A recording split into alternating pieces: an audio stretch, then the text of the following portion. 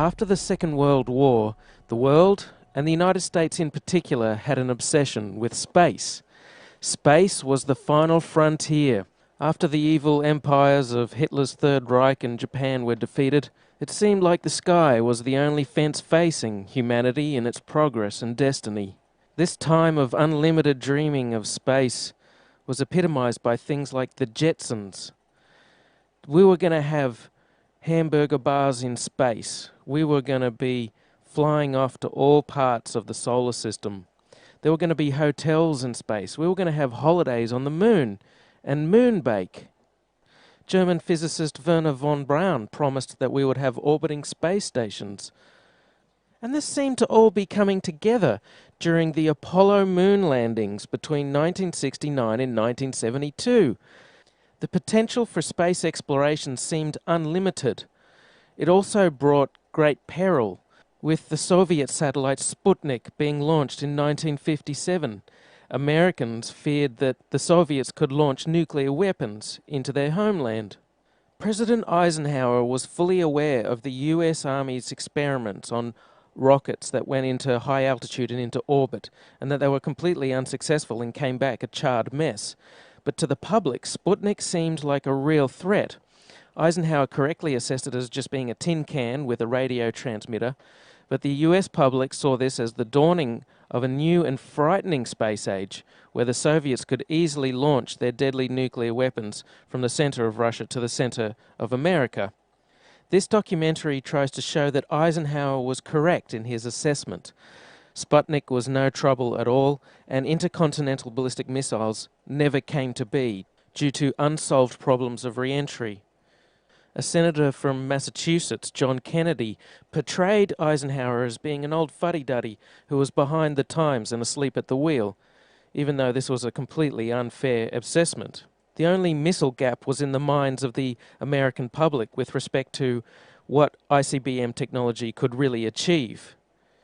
Supposedly, the Soviets had working intercontinental ballistic missiles with atomic warheads by the Cuban Missile Crisis of 1962. Well, then why did that crisis happen at all? Why should President Kennedy care where Khrushchev deployed his nuclear missiles, whether it was just off the coast in Cuba or launched by supposed space-going intercontinental ballistic missiles from the center of the Soviet Union?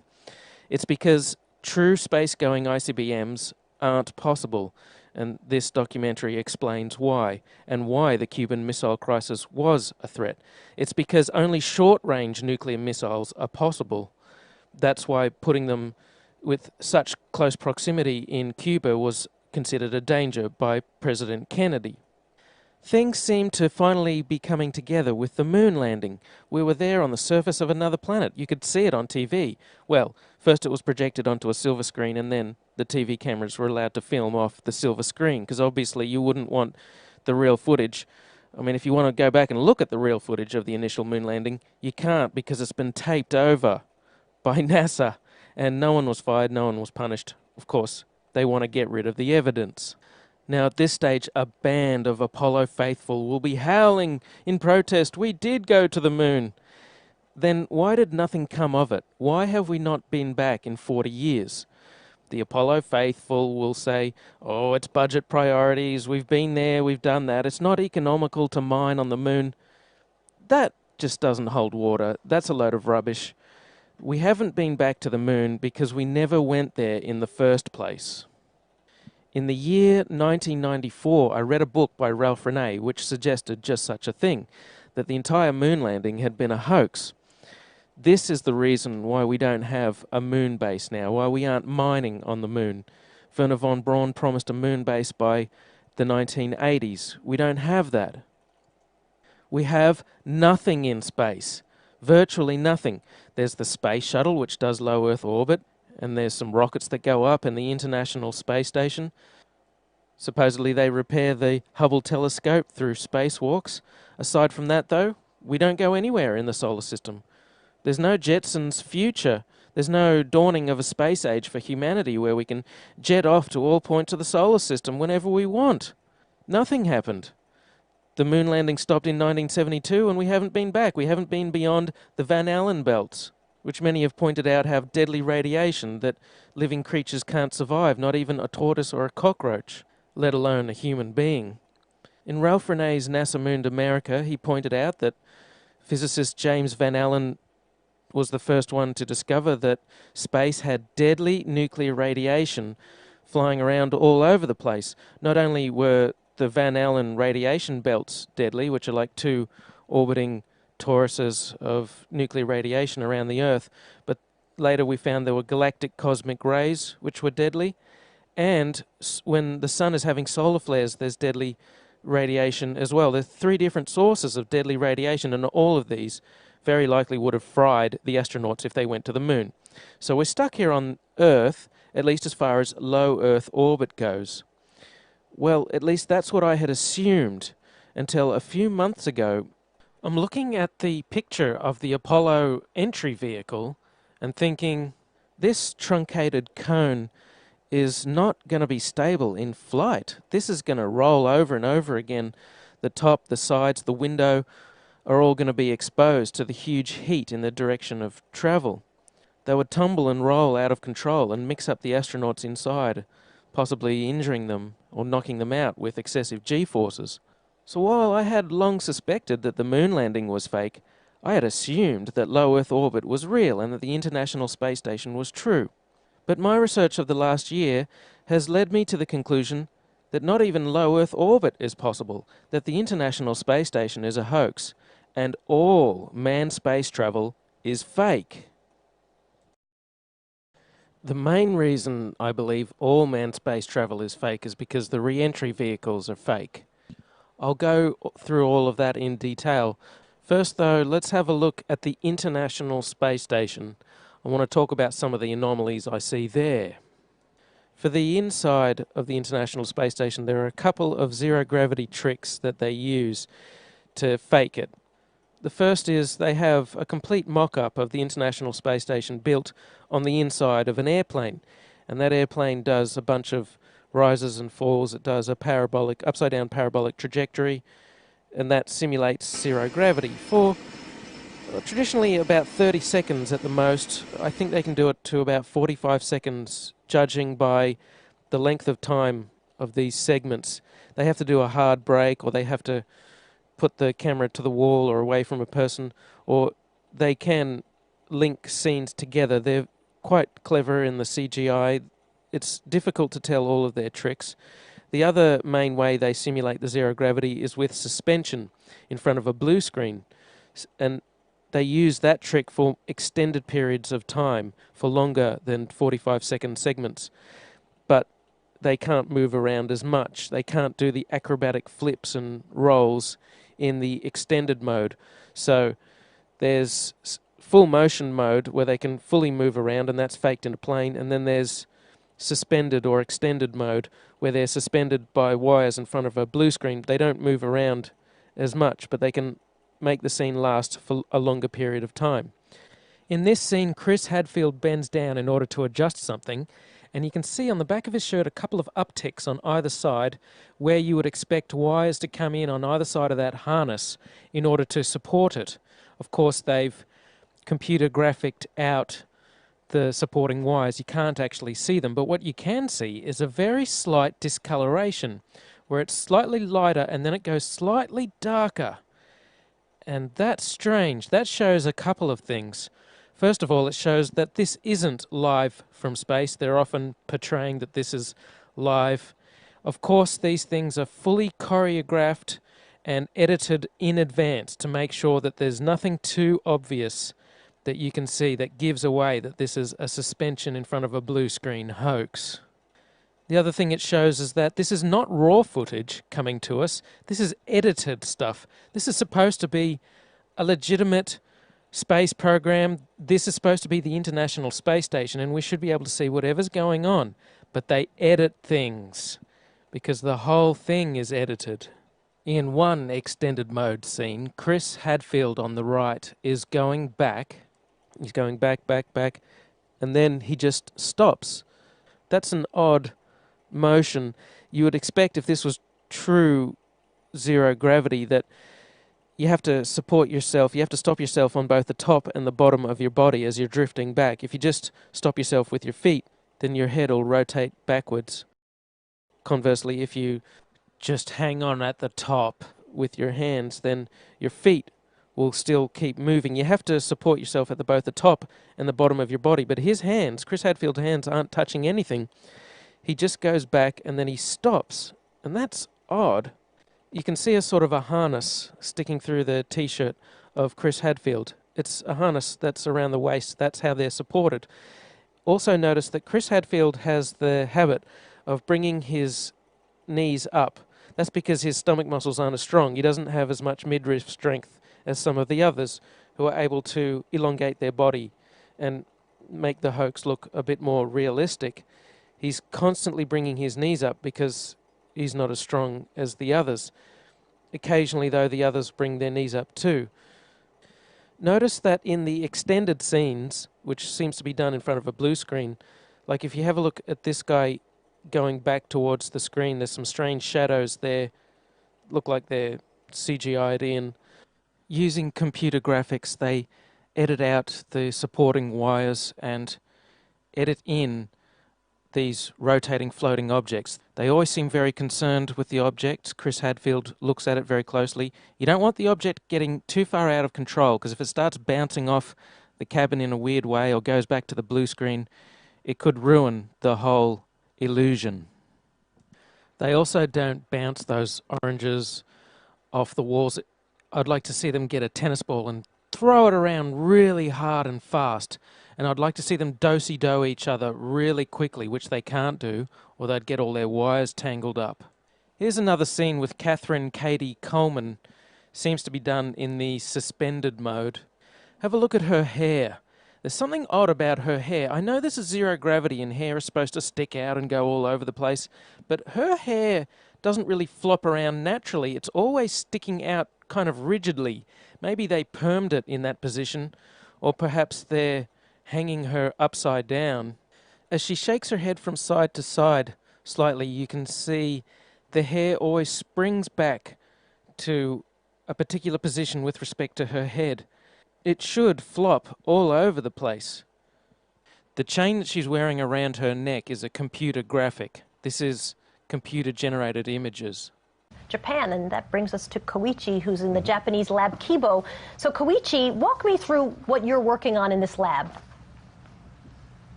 Yeah, this is an experiment called Spheres. And these satellite robots are specifically designed to function in the microgravity. They contain the software that the scientists are testing. At first, this looks like a full motion scene to me, but on closer inspection, I think this is a suspended mode scene. When it's sped up, you can kind of see them swinging, and it has the same backdrop as the other suspended mode scenes. And then there's this weird part. Rick Mastracchio puts out his hand and he moves forward. Maybe he's using his feet to wedge himself forward somehow, but it doesn't look like it. The floor is smooth. His foot is behind that blue handle that's attached to the floor that he keeps both of his feet under and keeps shuffling back and forth on. He sticks his left hand out and then he just moves forward. He is Superman. That's how Superman moves forward. He sticks out his arm and he flies. The extended mode is much quieter than the full motion mode. In full motion mode, you can actually hear the sound of the jet engines, the engines of the airplane. In every single scene of full motion mode, in every segment of the International Space Station, you can hear this loud sound, the sound of the jet engines. You could argue that it's the air conditioning system. Not even an office air conditioner is that loud. And why is there a loud sound in every segment of the International Space Station? That's because no matter how soundproof you make it, you can't filter out all of the sound of the jet engines. An airplane is just too noisy. You can put noise-cancelling headphones on when you're on a plane, and that doesn't stop the sound from getting through. It muffles it. They also use microphones that don't pick up very far away. If you have a look at this scene here, you can see that when the microphone's in the middle, pointing towards the guy in the middle, generations of space you can't travelers hear the sound of jet engines as much, but when the microphone goes to the guy on the side, you can hear the sound of jet engines a bit more. So you can't truly soundproof the inside of the airplane where they fake full motion mode. You can see in this scene from the recent National Geographic documentary Live from Space, Koichi Wakata is looking at the window there. This is full motion mode, and you can tell because of the sound of jet engines. In quiet mode, they can go to the cupola and they can look through at their model, and you can see an amazing model. Gee, why would you build the International Space Station out of a bunch of long, thin segments that can easily break at the joints? So there's their fairly realistic view of the rest of the International Space Station. The International Space Station was made piecemeal. They started off with one section and then they added another section. It consists of a bunch of tubular sections which are joined together. It's an ad hoc design. Here are a few scenes from the tour of the International Space Station that they take you on. And I noticed that there's no airlock between sections.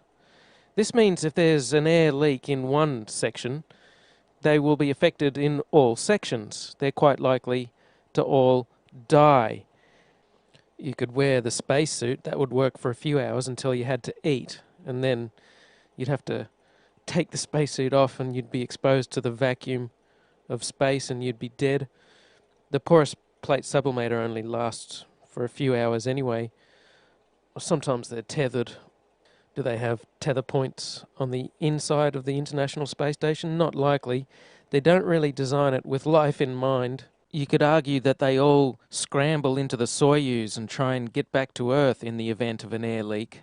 Well, that would be very odd. They would have to completely change and recalculate all of the re-entry parameters if you're going to cram all 11 people or however many people they have on there. They have many people on the station at the same time. You also couldn't cram that many people, all 10 or 11 of them, into the one Soyuz at the same time. They only ever have one emergency Soyuz escape capsule. You couldn't cram them all in. It's very odd that they're up there in this life-threatening situation where an air leak could happen at any time and they could all die, and there's not even enough lifeboats for them to make it back to Earth. Having no airlock in between sections is very odd. The more sections they add to the International Space Station, the more dangerous it becomes, and yet they don't care. They just add as many as they like. Yippity-doo-dah, yoo-hoo! Let's all die in space! It will be just like that Sandra Bullock movie, Gravity, only the dying will be real. Lots of things could go wrong.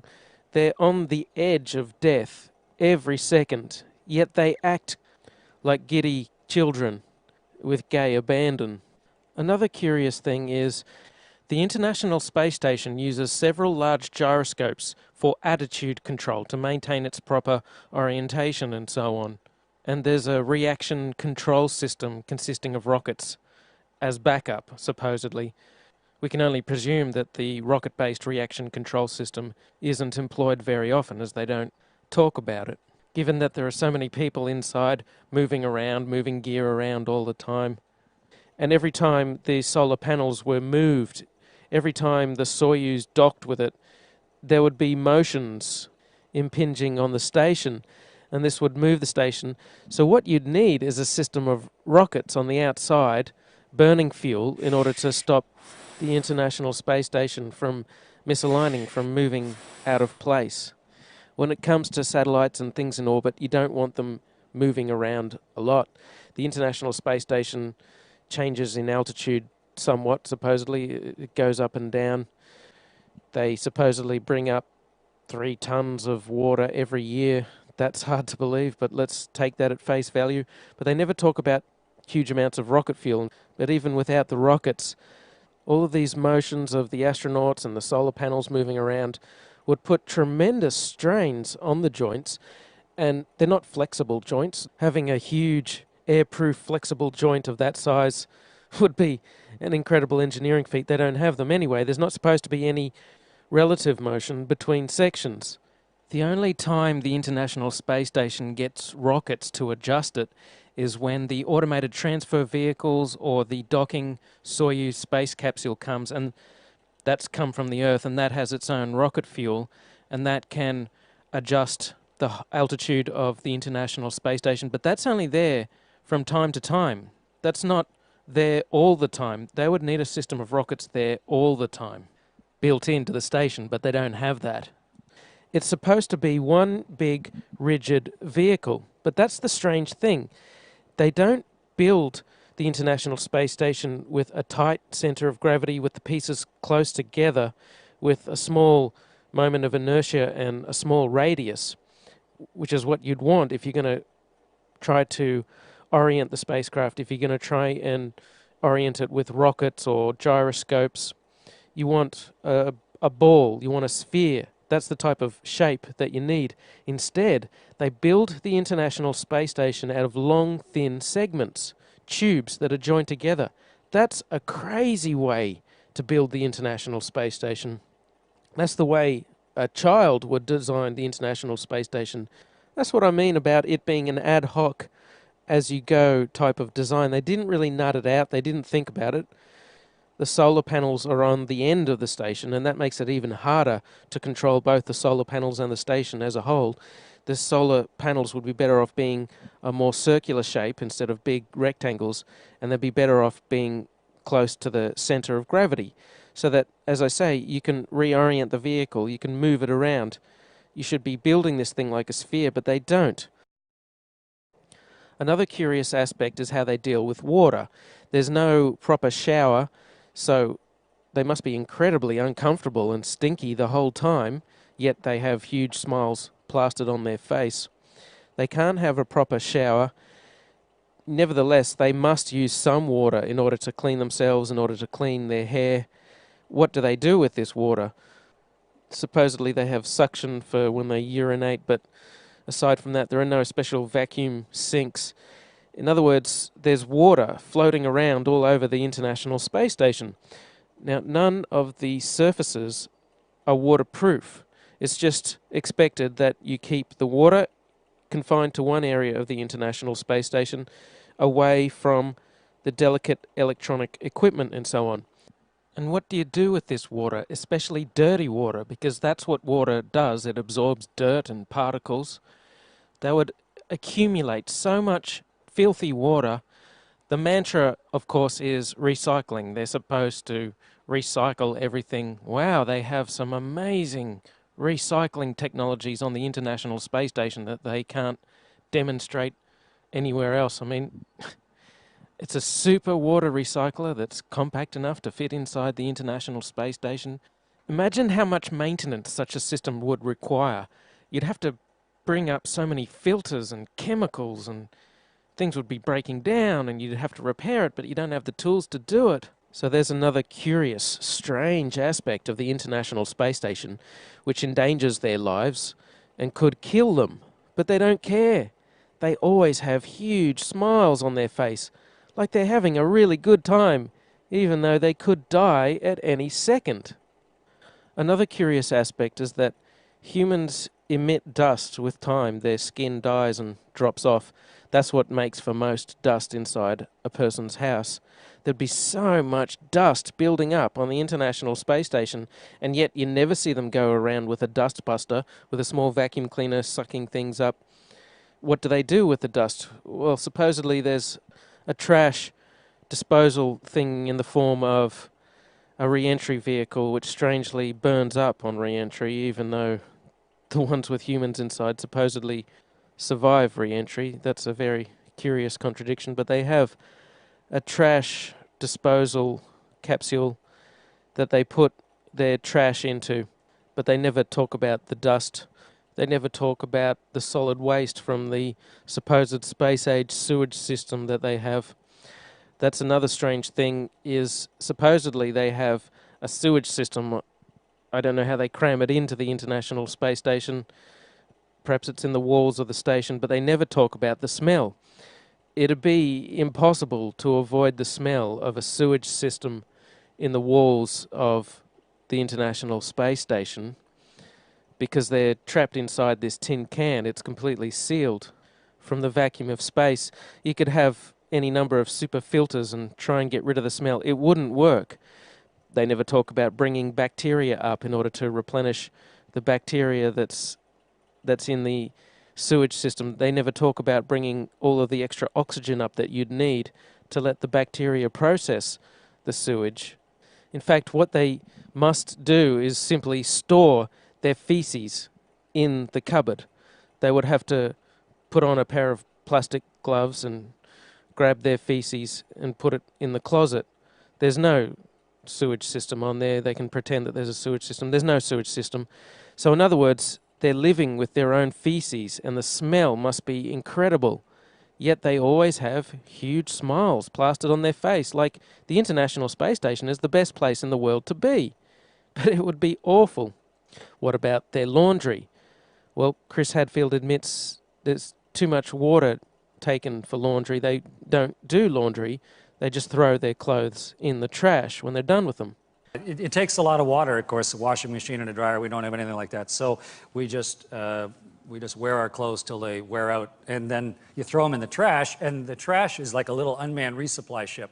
And when it gets full of trash, then we close the hatch, and it undocks and backs away and falls down into the atmosphere. So your dirty laundry actually gets incinerated in the atmosphere.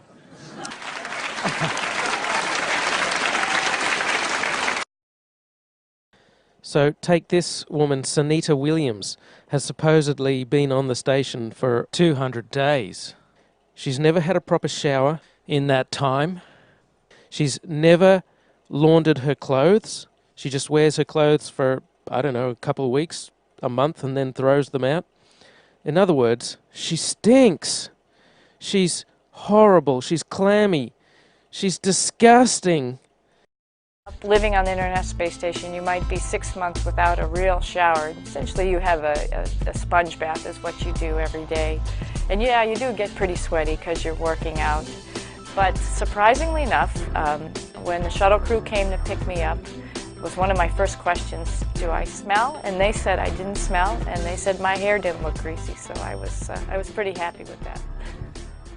Now check this video out. The whole video is about a minute long. I said 45 seconds before was the maximum for full motion mode.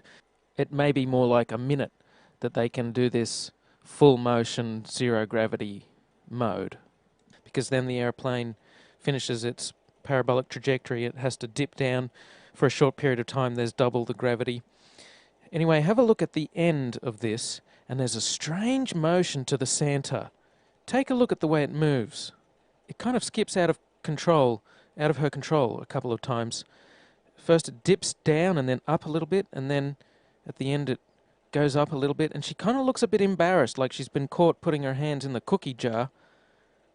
Oops, I hope you didn't see that. No, we didn't see, Katie. Just keep the beautiful smile on your face, and that'll distract us from the hoax.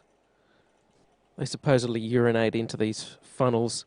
How do they keep it clean? How do they stop it from being encrusted with dried urine? You can't use water to clean it. You could, but you'd be wasting a precious resource, and then there'd be dirty urine-filled water floating around the cabin instead of ordinary water. So to summarize, they're living with their own excrement, their feces and their urine. They build the International Space Station out of long, thin segments. There's all kinds of motions being translated to the International Space Station through these blue handles everywhere. They could spring a leak between segments easily. There's no airlock between segments. They don't do laundry or have showers, and they're incredibly uncomfortable the whole time.